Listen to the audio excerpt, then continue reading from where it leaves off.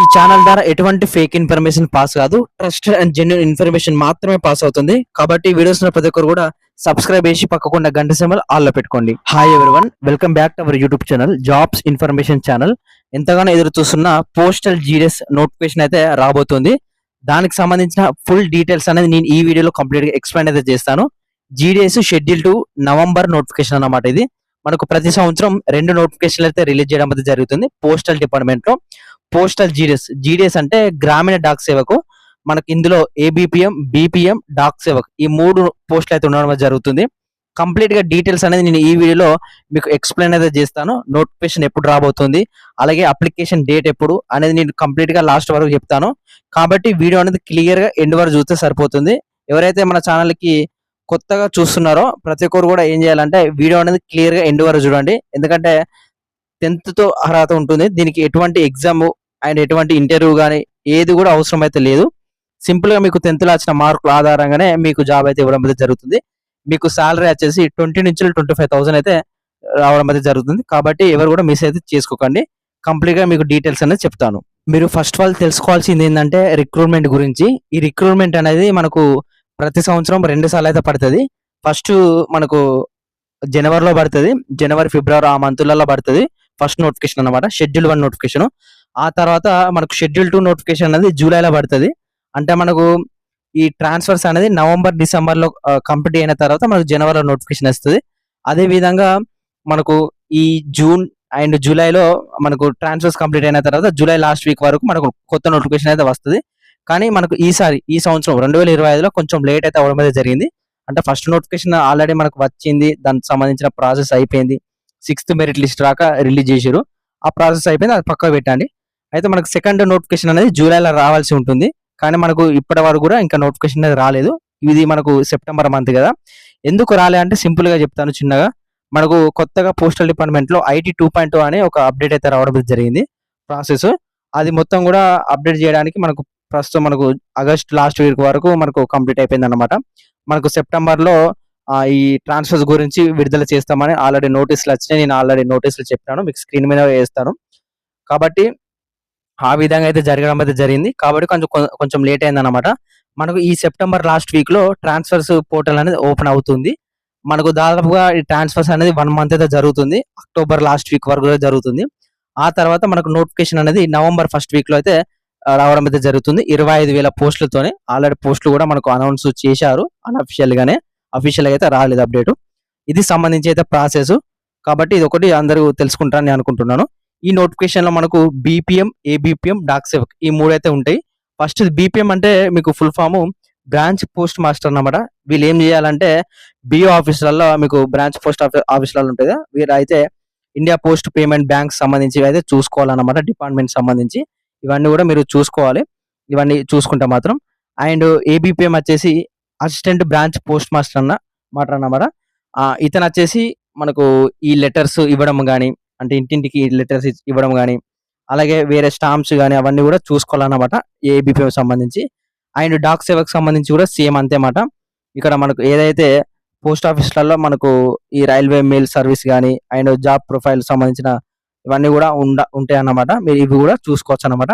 మనకు ఇందులో మేల్ వాళ్ళకు ఏదైనా పర్లేదు, కానీ ఫీమేల్ వాళ్ళకు బీపీఎం తీసుకుంటే బెటర్ అన్నమాట. ఎందుకంటే ఈ డాక్ సేవక్ అండ్ ఏబిపిఎం వచ్చేసి కొంచెం తిరుగుడు ఉంటుంది అటు ఇటు. కాబట్టి ఫీమేల్ వాళ్ళకైతే అంత వర్త్ అయితే కాదు. ఇక శాలరీ చూసుకుంటే మాత్రం బీపీఎంకి వచ్చేసి ఇక్కడ 12,000 నుంచి 29,380 రూపాయలు. మీకు అన్ని అలవెన్స్ కలుపుకుంటే 18,000 అయితే రావడం అయితే జరుగుతుంది ఫస్ట్ మంత్ శాలరీ. అంటే మనకు ఇప్పుడు లెవెల్ 8 అయితే, అంటే ఇప్పుడు మనకు పే స్కేల్ 8 ఉంటుంది కదా, అదైతే మనకు యాడ్ చేస్తా అంటున్నారు. మరి చెప్పలేము, అది యాడ్ చేస్తే మాత్రం మీకు 25,000 to 30,000 అయితే రావడం అయితే జరుగుతుంది. And next ABPM Dak Sevak వచ్చేసి 10,000 నుంచి 24,470 రూపాయలు. వీళ్ళకి అన్ని అలవెన్స్ కలుపుకుంటే 15,000 నుంచి 16,000 వరకు అయితే మీకు సాలరీ అయితే రావడం అయితే జరుగుతుంది. ఇది సాలరీకి సంబంధించిన పే స్కేల్ అన్నమాట. అండ్ ఇక్కడ ఏజ్ లిమిట్ చూసుకుంటే మాత్రం మినిమం 18 years అయితే ఉండాలి ప్రతి ఒక్కరు కూడా, మేల్ అండ్ ఫీమేల్ కూడా. అండ్ మాక్సిమం వచ్చేసి 40 years వరకు అయితే అప్లై అయితే చేసుకోవచ్చు. అండ్ ఇక్కడ ఏజ్ రిలాక్సేషన్ కూడా ఉంది.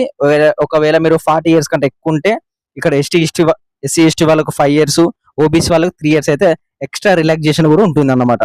అంటే ఎస్సీ ఎస్టీ వాళ్ళు 45 ఇయర్స్ వరకు అండ్ ఓబీసీ వాళ్ళకు 43 ఇయర్స్ వరకు కూడా అప్లై అయితే చేసుకోవచ్చు. ఇక్కడ ఇది పీడబ్ల్యూడి వాళ్ళు ఉంటారు కదా, వాళ్ళకు 10 ఇయర్స్ ఎక్స్ట్రా రిలాక్సేషన్ కూడా ఉంది. ఒకసారి మీరు చూసుకోండి, ఓకేనా. నోటిఫికేషన్ లో ఉన్నది. అండ్ ఇక్కడ ఎడ్యుకేషన్ క్వాలిఫికేషన్ వచ్చేసి సింపుల్ గా 10th పాస్ అయితే సరిపోతుంది. దీనికి ఎటువంటి ఎగ్జామ్ అయితే ఉండదు. నేను మళ్ళీ చెప్తున్నాను, కేవలం మీకు 10th లో వచ్చిన మార్కుల ఆధారంగానే మీకు జాబ్ అయితే ఇవ్వడం అయితే జరుగుతుంది. ఎడ్యుకేషన్ క్వాలిఫికేషన్ చూసుకోవచ్చు.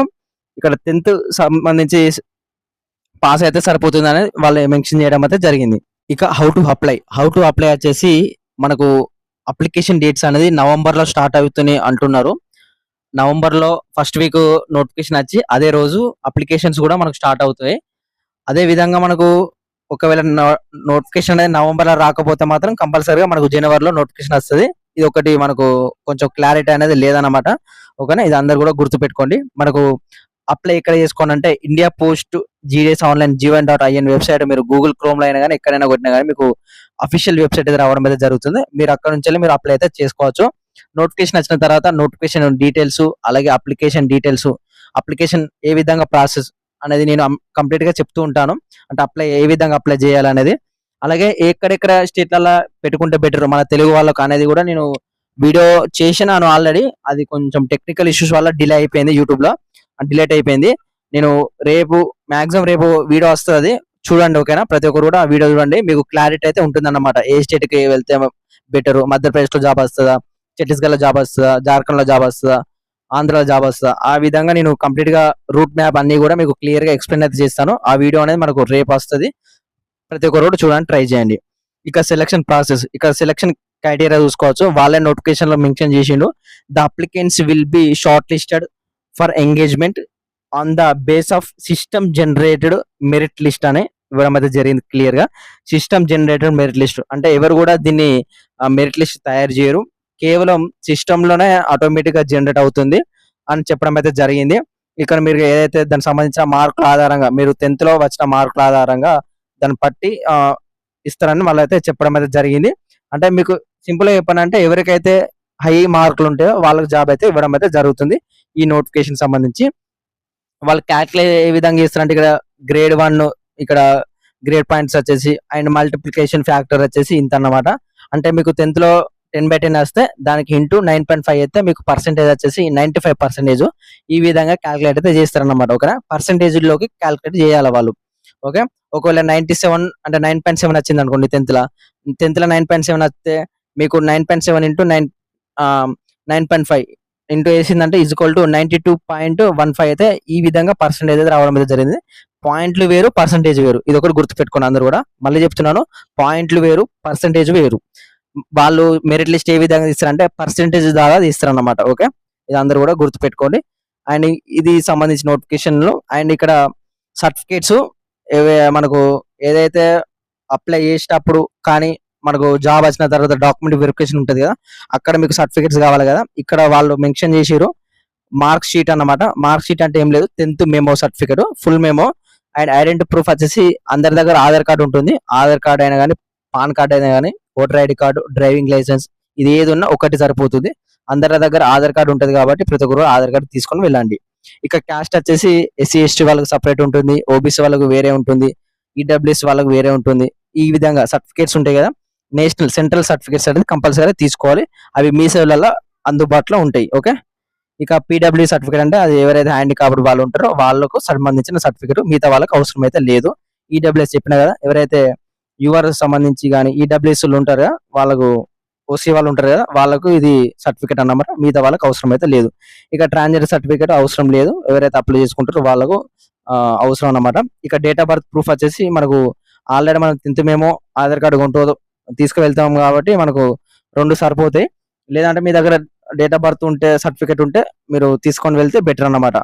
ఇక నెక్స్ట్ మెడికల్ సర్టిఫికేట్ అనేది కంపల్సరీ. ఇది హాస్పిటల్స్ కానీ, government dispensers, government primary health centres లలో దొరుకుతుంది. వాళ్ళు కంపల్సరీ అని మెన్షన్ చేసారు. అక్కడ ఒక ఫామ్ ఉంటుంది, ఆ ఫామ్ మీరు తీసుకొని వెళ్ళి ఎవరైతే హాస్పిటల్ హెడ్ ఉంటారో అతనితో మీరు గ్రీన్ పెన్ తోని మీరు సంతకం పెట్టించి, అదే విధంగా స్టాంప్ వేపియండి. మీకు ఏ ఇష్యూ లేదు అండి. ఆ సర్టిఫికేట్ అనేది ఇవ్వడం అయితే జరుగుతుంది. మీరు రిక్వెస్ట్ తోని అడిగితే మీకైతే ఇవ్వడం అయితే జరుగుతుంది అన్నమాట, కంపల్సరీ ఆ సర్టిఫికేట్. ఇక అరుణాచల్ ప్రదేశ్ కి అయితే మనం అప్లై అయితే చేసుకోరాదు, ఎందుకంటే వాళ్ళకు లోకల్ సర్టిఫికేట్ అయితే అడుగుతున్నారు. కాబట్టి మనం నాన్ లోకల్ వాళ్ళు అప్లై అయితే చేసుకోవడానికి లేదు ఈ ఒక్క స్టేట్ కి. మిగతా అన్ని స్టేట్ లో కూడా అప్లై అయితే చేసుకోవచ్చు. నేను అన్ని కూడా నేను నెక్స్ట్ వీడియోలో చెప్తాను, ఒకసారి ఆ వీడియో చూస్తే సరిపోతుంది. ఇక అప్లికేషన్ ఫీ వచ్చేసి ₹100 ఫీ పేమెంట్ అయితే కట్టాలి. ఓబీసీ వాళ్ళు కానీ అండ్ యూఆర్ వాళ్ళు ఇక్కడ చూసుకోవచ్చు. ఫీ పేమెంట్ ₹100 అయితే ఫీ పేమెంట్ అయితే చేయాలి ఆన్లైన్ లో.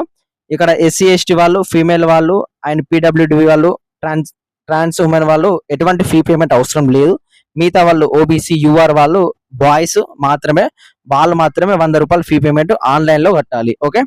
అండ్ ఓబీసీలో ఫీమేల్ ఉంటారు కదా, వాళ్ళు కూడా ఎటువంటి ఫీ పేమెంట్ అవసరం లేదు.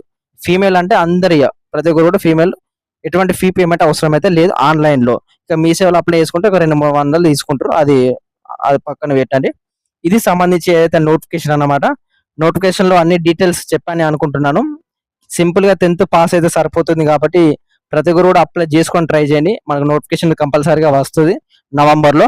వీడియో ఎండ్ వరకు చూసారా అని అనుకుంటున్నాను. ఇంకా ఎవరైనా చూడలేదో క్లియర్ గా చూడండి. ఎవరైతే 10th పాస్ అయ్యి ఖాళీగా తిరుగుతున్నారో మీ ఫ్యామిలీ మెంబర్స్ కి, వాళ్ళందరూ కూడా వీడియో అనేది షేర్ అయితే చేయండి. ఎందుకంటే హెల్ప్ఫుల్ అవుతుంది, మీకు కాకుండా కానీ వాళ్ళకైనా హెల్ప్ఫుల్ అవుతుంది అన్నమాట. ఇంకా అప్డేట్స్ వస్తూ ఉంటాయి, నేను అప్డేట్ ఇస్తూ ఉంటాను. అలాగే మనకు ఏ చిన్న డౌట్ ఉన్నా కానీ నాకు ఇన్స్టాగ్రామ్ పేజ్ ఉన్నది, కింద డిస్క్రిప్షన్ లో ఇన్స్టాగ్రామ్ పేజ్ ఉన్నది. ప్రతి ఒక్కరు కూడా మీరు ఫాలో అయ్యి మెసేజ్ చేయండి, 100% అయితే మీకు రిప్లై ఇవ్వడం అయితే జరుగుతుంది. అలాగే టెలిగ్రామ్ గ్రూప్ అనేది ప్రతి ఒక్కరు కూడా జాయిన్ అవ్వండి, ఎందుకంటే చాలా అసలు ఇంపార్టెంట్. ఎందుకంటే చిన్న చిన్న అప్డేట్స్ అనేది అన్ని కూడా అందులో ఇస్తాను, ఒకవేళ వీడియో చేయకపోతే. ఓకేనా, ప్రతి ఒక్కరు కూడా ఆ 2 కూడా జాయిన్ అవ్వండి, కింద డిస్క్రిప్షన్ లో లింక్స్ ఉంటాయి. అండ్ ఫైనల్ అయిపోయిందంటే ఇంత వీడియో. Thank you.